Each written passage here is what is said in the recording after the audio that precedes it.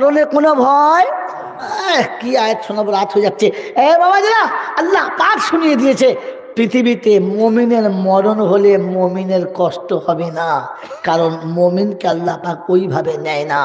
ছেলে যখন বেয়াদব হয়, সময়ে বাড়িতে আসে না, সময়ে খানা খায় না, বাপের মাথা গরম হয়ে যায়, যায় না? কোথায় গেল ছেলেটা? সকালে কোথায় গেছে, বাড়ি ফেরে নাই। ভাত খেয়ে কোমরে গামছা বেঁধে হাতে বিড়ি নিয়ে যাচ্ছে, গিয়ে দেখে ক্লাবে খেলা করছে, গিয়েই জামার কলার ধরে পেটে 1 লাখ। বাবা গো, আবার 2 লাখ, মরে গেলাম, আবার 1 থাপ্পড়। ক্লাবের ছেলে বলছে মারবে না, কথা বলবি না, ঘাড় ধরে কুত্তার বাচ্চার মতো টান টান নিয়ে আসছে, আর কাঁদলে আবার মারছে। বাড়ি এনে মাকে বলে আর ভাত দিবি না, ওকে যা খাইয়েছি পেট ভরে ভাত দিবি না। মার খেয়ে গোটা ছেলে লাল হয়ে গেছে। এটা কার ছেলে? ওরই ছেলে, হ্যাঁ না বলেন? আর একটা ছেলে সকাল থেকে বাড়ি ঢোকানে ভাত খায় নাই, খুঁজে বেড়াচ্ছে বাপ, পেলে ঠান্ডা করে লাগলো শয়তান কোথাকার, খুঁজে খুঁজে খুঁজে কোথায় পায় নাই। স্কুলে গেছি, আমার ছেলে এসছে, বলছে সকালে এসেছিল তো। আমার ছেলে কোথায় গেল বলুন তো? বলছে অফিসে ছিল। অফিসে যে আমার ছেলে এসছে, বলে হ্যাঁ কোথায় বলুন তো? বলছে লাইব্রেরি আছে। গিয়ে দেখে বই খুলে ওর উপর উবুড় হয়ে পড়ে আছে, পাশের ড্রয়িং খাতায় কেস করছে আর সব লিখছে। গিয়ে বলছে আব্বা ভাত খাবি না? বলছে আব্বা আমার সামনে মাধ্যমিকের পরীক্ষা, এই টেস্ট দিয়েছি, তাই অল্প কত বাকি আছে একটু নোটটা করে নিই। বাপ গিয়ে বাচ্চার খাতাটা বইটা বন্ধ করে দিয়ে কোলে তুলে নিয়ে বলছে আব্বা বেঁচে থাকলে জীবনে অনেক পরীক্ষা দিবি, তুই মরে গেলে পরীক্ষা দিবি কি, চল খাবি চল। বেটা বাপের কোলে চাপে না, বাপ কোলে করে নিয়ে আসছে, বলছে একদম চিল্লাবি না, চল চল। কোলে করে নিয়ে আসছে, ওর মা দূর থেকে চিন্তা করছে একটাকে কুত্তার বাচ্চার মতো ঘাট ধরে ঝুলিয়ে নিয়ে এলো, এটাকে কোলে তুলে আসছে, ব্যাপারটা কি? কলের কাছে নামিয়ে বলছে গোসল করছে, কল বলছে আমি পানি টিপতে গোসল কর। বাপ পানি টিপছে, বেটা গোসল করতে বলছে সাবান নিয়ে আয়, সাবান নিয়ে আয়, ওপরে শ্যাম্পু চলে আয়। ওর মা চিন্তা করছে শালা একটা ছেলেকে পিটি সর্বনাশ করলে, তাহলে কি ওটা ওর ছেলে, আর এটাকে আমি বহরমপুর বাজার থেকে গুড়িয়ে পেয়েছিলাম, নাকি বিয়ের আগে আমি ধার করে নিয়েছিলাম? এই ছেলেকে এই বলা মারলে, শ্যাম্পু নিয়ে আয়, গামছা নিয়ে আয়। গামছা শ্যাম্পু বাপের কাছে দিয়েছে, ছেলের গোসল করা হয়ে গেছে, বাপ গা মাথা মুছাচ্ছে আর বলছে ভাত খো তাড়াতাড়ি, তাড়াতাড়ি ভাত দে, ঠান্ডা চালা, তোকে ঠান্ডা কর, আমার ছেলে খাবে। ভাত খাচ্ছে, বলছে হ্যাঁ গো এটা তোমার ছেলে, ওটা কার? বলছে কথা বলিস না, তোর কপালে মার, একদম কথা বলিস না, চপ। ছেলে তো দুটো আমার, ছেলে দুটো আমার, কিন্তু এটা হচ্ছে আমার ছেলে, ওটা বাঁদর। ওটা কি যদি বলেন? বাঁদরকে ওই রকম পিটতে হয় আর ছেলেকে এমনি আদর করতে হয়। রাব্বে চুলটা আমার বান্দা হলে ওই রকম রহমতের ফেরেশতা করে চেপে আমার কাছে আয়, আর বাঁদর হলে টুটি ধরে নিয়ে আয়। এটা আমি আল্লাহ বলেছি। আর বলছি ফাইজা যা আজালুহুম ফালা ইস্তাখিরুনা সাআতান ওয়ালা ইস্তাকদিমুন, যখন টাইম হবে টুটি টিপবি, ঘাট ধরে তুলবি, পেচ্ছাপ করে পানি নেবার সময় দিবি না, বাসর ঘর থেকে তুলবি, গোসল করার সময় দিবি না। বাঁদরকে বাঁদরের মতো নিয়ে আসবি, কিন্তু আমার বান্দা যখন নিতে যাবি আমাকে জিজ্ঞেস করে যাবি, এমনি যাবি না। যখন কাছে যাবি মোটেই বেয়াদবি করবি না। আমি আল্লাহকে আসার ব্যবস্থা করব। বদমাস ছেলেকে বাপ ধমক দেয়, আর ভালোবাসার ছেলেকে বাপ লোভ দেখায়, আব্বা তাড়াতাড়ি আয়, হ্যাঁ না তো আল্লাহ পাক শোনাচ্ছে আমার বান্দা যখন আসবার টাইম হবে, আমি বান্দার কাছে বলবো ইয়া আইয়াতুহান নাফসুল মুতমাইন্না ইরজিই। শব্দ বোঝেন না? বোঝেন না? আরবি বোঝেন তো? কি বুঝবে? আরবি বুঝলে মজা। ইরজিই ইলা রাব্বিকি রাদিয়াতাম মারদিয়া ফাদখুলি ফি ইবাদি ওয়াদখুলি জান্নাতি ইরজিই ইলা রাব্বিকি রাদিয়াতাম মারদিয়া। ফিরে আয়, রহমতের কোলে নেব, আয় ফিরে আয়। কথা বোঝেন না? বোঝেন না? আল্লাহ পাক ডাকছে আয়, জান্নাতের দরজা খুলে দেবো, ওকে জান্নাত দেখাবার, বলবো ইরজি ইলা রাব্বিকি রাদিয়াতাম মারদিয়া, সারা জীবন আমার কথা শুনেছিস, আমি তোর জন্য জান্নাত বানিয়েছি, আয় চলে আয়। বান্দা অটোমেটিক চলে আসবে। মায়ের কোলে শিশু ঘুমায়, মায়ের কোলে শিশু ঘুমায়, মাও তো খবর রাখে না, আর বুকে থেকে মুখ ছেড়ে যায়, বাচ্চা বুঝতে পারে। অনেক সময় বাচ্চা ঘুমিয়ে তার মানে এখনো দুধ খাচ্ছে, ওর মায়ের বুক আর বুকে আছে না, ফ্রিতে টানছে, ওর কখন মা বুকটা টেনে নিয়েছে বাচ্চাও জানে না, আর বাচ্চা কখন ঘুমিয়ে গেছে মাও মমিন দুনিয়া ছাড়বে কখন পাশের বিবিও জানতে পারে না, আর মমিন কখন চলে গেছে ওর নিজেই জানতে পারে না। আল্লাহ পাক শোনাচ্ছে, আমি নেবো তো ঠিক এইভাবে নেবো। আর আমি আল্লাহ পাক শুনিয়ে দিয়েছি, শুনে রাখ, কিয়ামতের ময়দান হবে, মানুষ যেদিন পাগল হয়ে ঘুরে বেড়াবে। ওয়াতালান নাসা সুকারা, বলে আমাদের জিজ্ঞাসা করো, কোরআন বলছে মাতালের মতো ছুটবে। মাতালের নমুনা 16 ফুট রাস্তায় একা যাবে, কাউকে যেতে যে যাবে ধাক্কা মেরে দেবে। কি বুঝলেন? ও 16 ফুট রাস্তায় একা যাবে, এটা মাতালের নমুনা। কোরআন বলছে ওয়ালাম তাকুন সুকারা, নেশা তারা করেই নাই, মাতাল হবে। কেন? যে ঘোর এত লেগেছে, তালে পা পড়বে না। কথা বলতে থাকবেন ইনশাআল্লাহ। ওয়াতালা সুকার ওই রকম সময়তে আল্লাহ পাক সোচে, আমি ডাকবো ইয়া ইবাদি, ইয়া ইবাদি লা খাউফুন আলাইকুমুল ইয়াউমা ওয়ালা আনতুম তাহজানুন আল্লাযীনা আমানু বিআয়াতিনা ওয়া কানু মুসলিমিন উদখুলুল জান্নাতা আনতুম ওয়া আজওয়াজুকুম তুহবারুন। 25 পারা সূরা জুখরুফের 68 নম্বর আয়াতে আল্লাহ পাক শোনাচ্ছেন, কিয়ামতে আমি আল্লাহ সব মানুষ যখন ওই রকম মাতাল হবে, দেখে বলে আমার বান্দা চিন্তা করিস না, ভাবিস না, মাথা নিচু করিস না। আজ মাথা নিচু করবে তারা, ঘোড়ার মতো দুনিয়াতে মুখ তুলে চলেছে যারা। আজ ভয় করবে তারা, পৃথিবীতে আমাকে ভয় খাই নাই যারা। আজকে পেটাই খাবে তারা, আমার ভয়ে কাঁদে নাই যারা। আজকে তোরা কেন কাঁদবি? চলে আয়, আমি ডাকছি। লা খাউফুন আলাইকুমুল ইয়াউমা ওয়ালা আনতুম তাহজানুন। বললে আল্লাহ এই খবরটা কাদের জন্য? বললে আল্লাযীনা আমানু বিআয়াতিনা ওয়া কানু মুসলিমিন। বাস আল্লাহ পাক শোনাচ্ছেন, যারা আমার কথা বিশ্বাস করেছে আর মুসলমান হয়ে যারা মরেছে। বলেন আল্লাহর কথা বিশ্বাস করতে পারলাম? জোরে বলেন, বিশ্বাস করতে পারলাম? হ্যাঁ ও বলে না, নাও বলে না। আল্লাহর কথা বিশ্বাস করতে পারলাম? পারলাম তো যে কজন বসে আছি বলেন ইনশাআল্লাহ কাজ থেকে নামাজ ছাড়বো ইনশাআল্লাহ। হ্যাঁ, এই লক্ষ্যটা সবাই যদি নামাজ পড়ে ওই মসজিদের জায়গা হবে, তাহলে এরকম কাজওয়ালা ভুল করে, কালী মসজিদ ভাঙতে হবে। কমিটির জলসা দিয়েছ যে কজনা এখানে আছে, কজন হাত তোলেন তো যারা জলসা দিয়েছে? একটাও নাই। কোথায়? তো যারা জলসা দিয়েছে তারাই নাই। কি জলসা হবে বলেন? কমিটির লোক কে কে আছেন হাত তোলেন। কোথায় আছে? নিজেই বলছে আছে, আছে বহু আছে। নিজে দেখা মানে বহু আছে একদম। ওই মাত্র একটা ছেলে হাত তুলেছে। তো ভাই একটা দুটো কি জি, যে দুজন হাত তুলেছে তো নিয়ত করো ইনশাল্লাহ আগামী দিনে আবার জলসা যখন হবে তখন মুখ আর সাদা থাকবে না, পুরুষের মতো মুখ হবে। বলেন ইনশাল্লাহ, জোরে বলেন, বলেন ইনশাল্লাহ। চিন্তা করছে হাত তুলে কি ফের করেছি, একটা না তুলি ভালো হতো। যারা আছে না ওরাই ঠিক করেছে। হে বোকা কথা, জলসা করার আগে নিয়ত করে নেন যে জলসা মুসলমানের জন্য। আজকাল এই বায়ান শোনাতে পারলাম না, জলসা মুসলমানদের জন্য, সবার জন্য না। মন থাকবে ইনশাল্লাহ। আল্লাহ পাক শুনছি এত কোরআন শরীফ কেন বলছি, হাদিস কেন বলছি? আল্লাহ পাক বলি ইয়া আইয়ুহাল্লাযিনা আমানু আতিউল্লাহ ওয়া আতিউর রাসূল। ও ঈমানদার, তোমরা যদি ঈমানদার হও তাহলে আমি যা দিচ্ছি না, নবী যা দিচ্ছি না, গল্প ভুলে যাও। এই জন্যে এতক্ষণ 2 ঘন্টার ওপর যে কথা বলছি, শুধু একটা কোরআন সামনে রেখে, হাদিসের টুকরো সামনে রেখে, আমি মনে করলে গল্প শোনাতে পারি। আল্লাহর সামনে গল্প আমার পেটে আছে, তাহলে মাঝে মাঝে একটু মাঝে মাঝে নক্তা বার করছি না, তো গল্প আছে, বলার দরকার নেই। ওটা প্রয়োজনে শিখে রেখেছি। ভারতবর্ষের একজন স্বর্ণ অলঙ্কার বাচ্চা ছিলেন, নাম আবুল কালাম আজাদ। নাম জানেন না? জানেন না? জানেন কি জানে না? এই আবুল কালাম আজাদ সেই যখন অল টোটাল সাবজেক্ট ইংরেজিতে পড়ানো হতো তখন তিনি এমএ করেছিলেন। অল হিস্ট্রিতে তিনি এমএ করেছিলেন। তিনি আবুল কালাম আজাদ।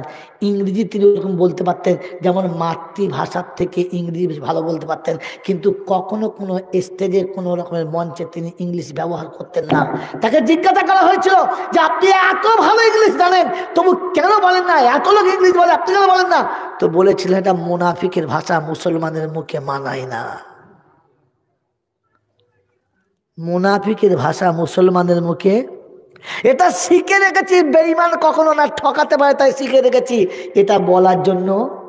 জোরে বলেন তো। আলেমের মুখে গল্প মানায় না, এটা ওই সত্যপীরের ফকিরদের মুখে মানায়, দায়রা পাকের ফকিরদের মুখে মানায়। মাজা মাজা গল্প বলা আলেমের মুখে মানায় না। তবে শিখে রাখতে হয় যেন মাল ঠকাতে পারে না। কথা বোঝেন কি বোঝেন না? আমার বাবাজির, আমার শোনাচ্ছেন বন্ধুরা, আবার যদি কখনো দেখা হয় তো সেদিন শোনাবো জলসা মুসলমানের জন্য, সবার জন্য না। আল্লাহ আপনাকে আমাকে এই জন্য প্রস্তুতি নেওয়ার তৌফিক দান করুক। আমরা যারা কোরআন শুনলাম তার চেষ্টা করব কোরআনটাকে মেনে নেওয়ার, আর মুসলমান হয়ে কবরে যাওয়ার। যাবে ইনশাআল্লাহ।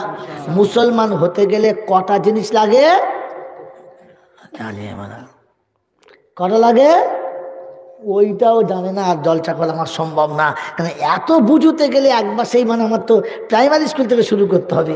হয় বাবাজিরা, আমার জ্ঞান সুদী মানুষরা, ওলামাদের কাছে জানবেন মুসলমান হতে গেলে তার মৌলিক কি কি লাগে, যেটা একান্ত দরকার।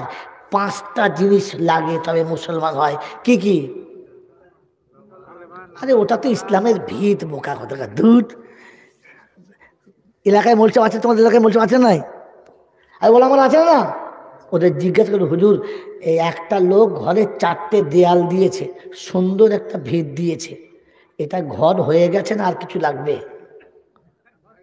হ্যাঁ কি ফার্স্ট ক্লাস করে ভিত দিয়েছে, এত মোটা মোটা ভিত, 5টা খুঁটি তুলে দিয়েছে, লিন্টনের এখন কোনো ব্যয় পড়ে নাই, দিয়ে বলছে এটা আমার অফিস ঘর, এইখানে বিবি আর আমি থাকবো, এটা রান্নাঘর। লোক বলছে এখানে রাঁধবে কী করে, তুই এখন সুবি কী করে? এ তো শুধু ভিত হলো, ঘর কই? হ্যাঁ না না, তো ইসলামের ভিত তো কালেমা, নামাজ, রোজা, জাকাত, হজ, এ তো ভিত হলো, ঘর কই? এই ইসলামের ভেতর থাকলে পানিতে ভিজবে না? ভিজবে না? ভিজবে। গরমে ঘামবে না? ঘামবে না? ঝড়ে বাতাসে মরবে না? মরবে না? তো এই মুসলমান মাল খাবার কি আমি খাবো? পাগলা কোথায়, তুমি তো ঘরই তৈরি করো না, খালি ভিতরে পরে বসে আছো। ইসলামের ভিত তো 5টা, ঘর কোনটা যদি বলতে পারেন তো আজকের জলসার 20,000 টাকা আমি থুতু দিয়ে গুনে আপনাকে দিয়ে চলে যাবো। বলেন, আপনি যে মুসলমান, আপনি ঢুকতে এত গ্রাম পড়লো কি, আনন্দপুরে কি বললো, দৌলতবাদ কার সময় আসলে গ্রাম পড়লো একটা? হ্যাঁ আরে দৌলত আপনার 6 ঘড়ি বাজার থেকে আসার সময় প্রতিমাটা পড়লো হিন্দু গ্রাম সুন্দরপুর। এখন সুন্দরপুরের মুসলমান যদি আপনাকে জিজ্ঞাসা করে, হিন্দু জিজ্ঞেস করে যে বড় ভাই মুসলমানের ঘরের নাম বলো, তো কি বলবে তুমি? তুই জানো যে মুসলমানের ঘর, খালি ভিত তো 5টা জানেন, কলেমা, নামাজ, রোজা, জাকাত আর হজ। তো ভিত হলো, ঘর কোনটা, ছাদ কোনটা, জানলা কোনটা, দরজা কোনটা, ওয়ারিং কোনটা, ফ্যান কোথা লাগানো আছে, কিছু জানে না। এখন এই 5টা ভিতই জানে না, তোর বাকি কি জানবে? শিখে যান, জানা দরকার আছে নাই? আছে? কার জানা দরকার আছে? হাত তোলেন, হাত তুলতে কাল থেকে সকালবেলা উঠে সংসারের সব কাজ সারবেন, হাতে 2-10 টাকা করে নেবেন, এলাকায় ভালো মৌলানার কাছে তার বাড়িতে যাবেন, 10 টাকা প্রথম দেবেন, মনটা খুশি হলে বলবেন হুজুর আমাকে একটু একটু করে ইসলাম শেখান। ইসলাম কি আমি জানি না, আমি তো মুসলমান, ইসলাম কি জানি না। জলসাতে ওটা হয় বোকা? কি গো বাবাজিরা, এটা শিখতে গেলে ওলামাদের কাছে বসতে হয়। এই জন্য আয়াত পড়েছিলাম, কিন্তু তকদিরে আমার সময় নেই। ইয়া আইয়ুহাল্লাযিনা আমানুত্তাকুল্লাহ ওয়া কুনু মা'আস সাদিকিন, সত্যবাদীদের থাকো, ওলামাদের সঙ্গে থাকো। ওলামাদের সঙ্গে তো জীবনে থাকো না। ওলামা আপনাদের সঙ্গে আছে না ওলামাদের সঙ্গে আপনারা আছেন? কোনটা? আলেমের সাথে থাকা ভালো, আলেমের হাতে থাকা ভালো নয়। আমরা তো আলেমকে হাতে রেখেছি না সাথে রেখেছি? কোনটা? এই আলেমদের হাতে রেখেছি না সাথে রেখেছি? হাতে রেখেছি। তার মানে কি, আলেম আমার ইচ্ছায় উঠবে আর বসবে, যা বলবো তাই শুনবে। তোমার কপালে ঝাঁটা একদম মানে হওয়া ঝাঁটা আছে, আলেম হাতে রাখলে। আলেম সাথে থাকলে আপনার বিপদ নেই, বেঁচে যাবেন। আলেম হাতে রাখলে বিপদ আছে। আল্লাহ আমাকেও বোঝার তৌফিক দান করুক, আপনাদেরও বোঝার তৌফিক দান করুক, আর মুসলমান হয়ে মরার তৌফিক দান করুক। মুসলমান হয়ে মরতে গেলে 5টা জিনিস লাগে। কটা?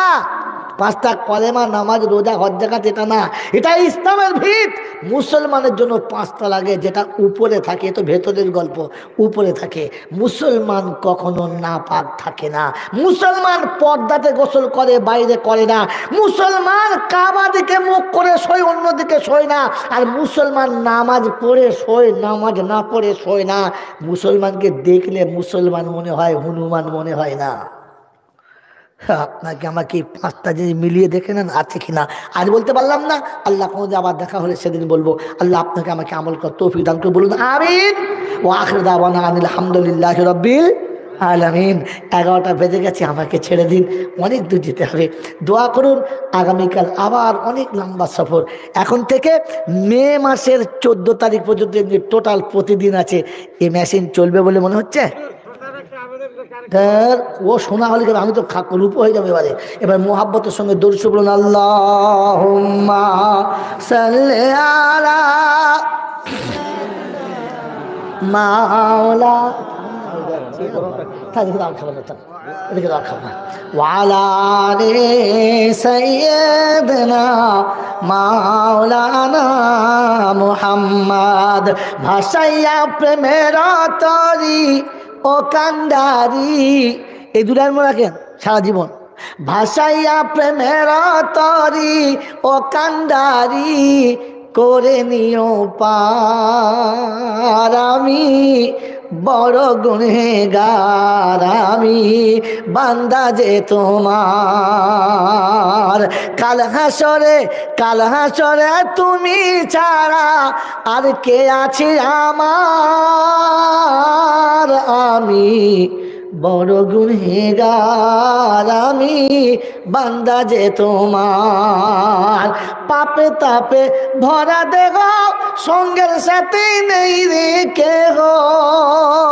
কবরের সাথী কে? কেউ নাই। হাসরের সাথী কে? কেউ নাই।